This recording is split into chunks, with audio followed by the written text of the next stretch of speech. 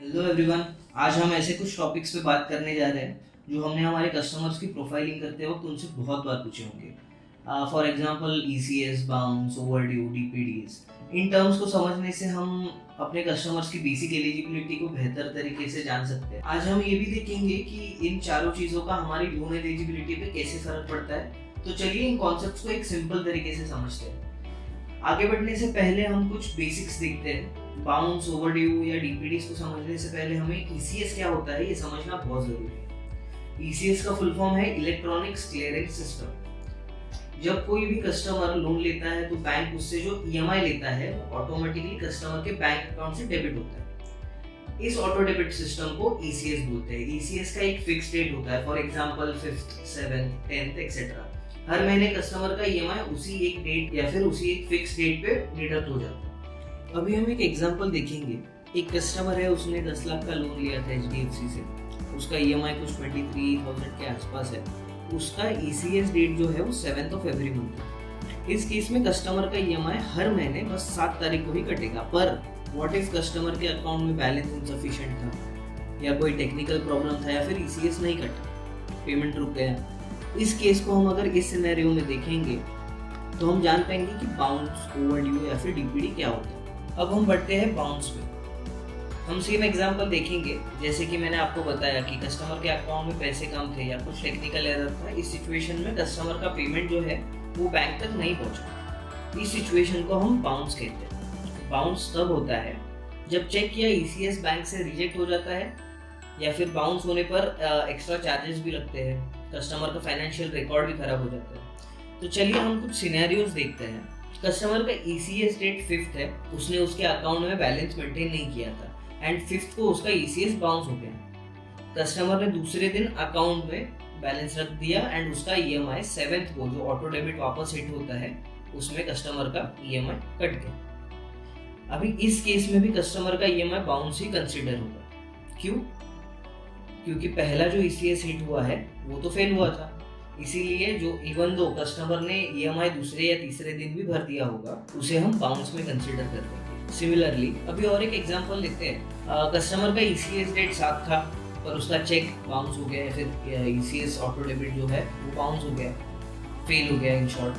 पर कस्टमर ने 7 तारीख को ही एक मैनुअल पेमेंट किया और वो ईएमआई भर दिया। बट इस केस में भी कस्टमर का बाउंस ही कंसीडर होगा। क्यों?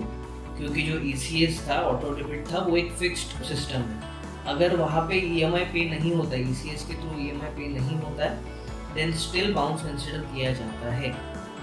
हमने कस्टमर की प्रोफाइलिंग करते वक्त ठीक से बाउंसेस के डिटेल्स लेना बहुत ज़रूरी है, क्योंकि उससे कस्टमर की लोन एलिजिबिलिटी हमें पता चल जाती है। चलिए देखते हैं कि कौन कौन से क्वेश्चंस पूछ के कस्टमर से बाउंसेस के डिटेल्स हम ले सकते हैं। बहुत सारे कस्टमर्स को बाउंसेस क्या होते हैं उसका सही आइडिया नहीं होता है। जैसे कि हमने केस 1 में देखा, कस्टमर का ईएमआई तो 7th को पे हो चुका था, वो भी ऑटो डेबिट से, बट स्टिल बाउंस कंसीडर हुआ था। पर कस्टमर्स को लगता है कि वो बाउंस नहीं है एंड कस्टमर हमें भी यही बोलता है कि मेरा बाउंस नहीं हुआ था। इसलिए हमें कुछ स्पेसिफिक चीज़ें कस्टमर्स को पूछनी है जिससे हमें पता चले कि उसके ट्रैक में बाउंसेस कितने हैं और एग्जैक्टली ट्रैक में इशू क्या है। अभी हम बढ़ते हैं क्वेश्चंस की तरफ। क्वेश्चन नंबर 1, हमें कस्टमर्स को पूछना है कि उसका ईसीएस डेट क्या है एंड जो ईएमआई पे हुआ है वो कौन से डेट पे डिडक्ट हुआ है। ईसीएस डेट जानना बहुत ही इंपॉर्टेंट है, क्योंकि उससे हमें पता चलेगा कि बाउंस हुआ है कि नहीं हुआ है। फॉर एग्जांपल हमने कस्टमर को पूछा कि अगर आपका ईसीएस डेट 5th को है तो 5th को ही ईएमआई कटा है क्या या आगे पीछे कभी हुआ है। यहाँ पे अगर कस्टमर ने बोल दिया कि 5th को नहीं आगे पीछे कटता है तो हमें समझ जाना है कि बाउंस है। बट कस्टमर ने हमें बोला कि 5th को ही कटा है तो फिर हमें उससे हमारा सेकंड क्वेश्चन पूछना है। हमें कस्टमर को पूछना है कि ईएमआई का मोड ऑफ पेमेंट क्या था। मतलब कस्टमर ने ईएमआई पेमेंट कौन से डेट पे और किस तरीके से किया था। फॉर एग्जांपल जीपे से किया था, फोन पे से किया था, कैश से किया था या ऑटो डेबिट हुआ था बट किसी और डेट। फॉर एग्जांपल सर, जैसे कि आपने मुझे बताया आपका ईएमआई 5th को ही कटता है, तो आप पेमेंट कैसे करते हैं? ऑटो डेबिट होता है या आप जीपे या फोन पे से पेमेंट कर देते हैं? ये पूछने पे कस्टमर हमें बता देगा कि वो ईएमआई कैसे पे करता है। ईसीएस छोड़ के जितने भी मोड ऑफ पेमेंट्स हैं वो बाउंस में ही कंसीडर होते हैं। यहाँ तक तो हमने देखा कि कस्टमर ने ईएमआई पे कर दिया है, बट व्हाट इफ कस्टमर ने ईएमआई का पेमेंट ही नहीं किया हो, इस सिनेरियो को हम ओवरड्यू कहते हैं। तो चलिए हम इस सिनेरियो को ठीक से समझते हैं। ओवरड्यू वो अमाउंट है जो ईएमआई डेट पलट जाने के बाद भी पेंडिंग होता है। मतलब अगर किसी कस्टमर का ईएमआई डेट 15 था और आज का डेट कितना है 20th या फिर 21st एंड स्टिल कस्टमर ने ईएमआई का पेमेंट नहीं किया है, तो उस बैलेंस पेमेंट को हम ओवरड्यू कहते हैं।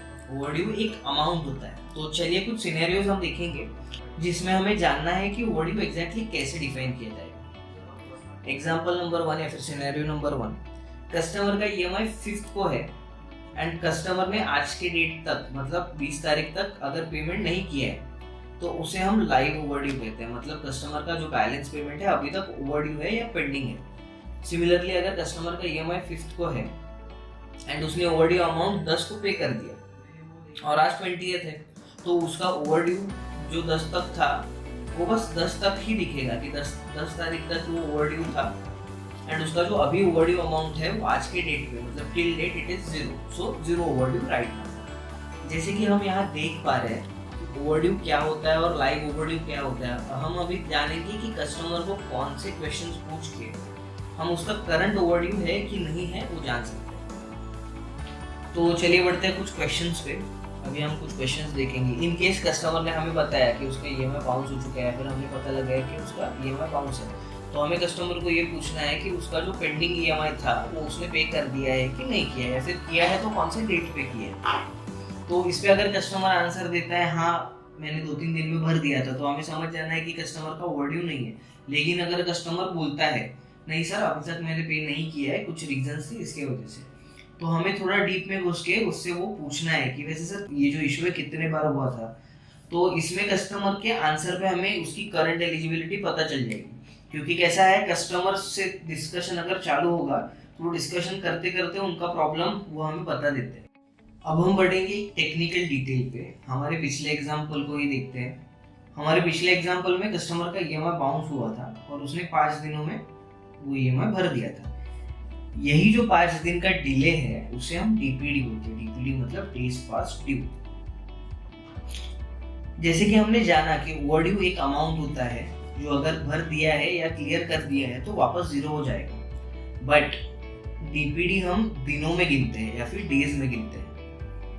तो अगर कोई ईएमआई ओवरड्यू है तो वो कितने दिन तक ओवरड्यू था ये हमें डीपीडी से पता चल जाएगा। इवन तो कस्टमर ने 5 दिन में 10 दिन में भर दिया, उसका ओवरड्यू तो 0 हो गया, पर उसका डीपीडी हमेशा दिखते रहेगा कि कस्टमर ने इस डेट से अगले डेट तक इतने दिनों के गैप में वो ईएमआई पे कर दिया। तो चलिए देखते हैं कि कस्टमर्स को डीपीडीज कैसे पूछे। अभी ये बात ध्यान में रख लेना कि 95% केसेस में कस्टमर को डीपीडी वर्ड का मीनिंग नहीं पता होगा। तो हमें कस्टमर को कैसे पूछना है कि एग्जैक्टली डीपीडीज मतलब क्या। तो कुछ ऐसे क्वेश्चंस है या फिर एक ऐसा क्वेश्चन है जिससे हम कस्टमर को पूछ सकते हैं। फॉर एग्जांपल आपका ईएमआई कौन से डेट पर पे हुआ था सर, या कितने दिनों में आपने वो ईएमआई पे कर दिया। तो मैनुअल या फिर ऑटो डेबिट तो ऑटो डेबिट, बट कौन से डेट पे आपका वो पेमेंट हुआ था। इन 2 क्वेश्चन से हमें पता चल जाएगा कि ओवरऑल कस्टमर के डीपीडीज हर एक लोन में कितने हैं।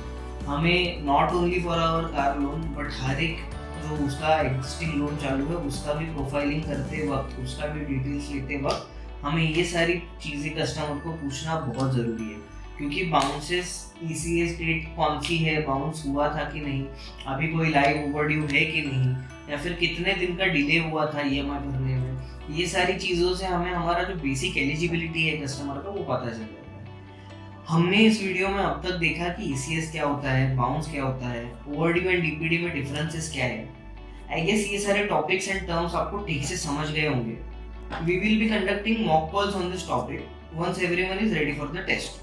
So, stay prepared.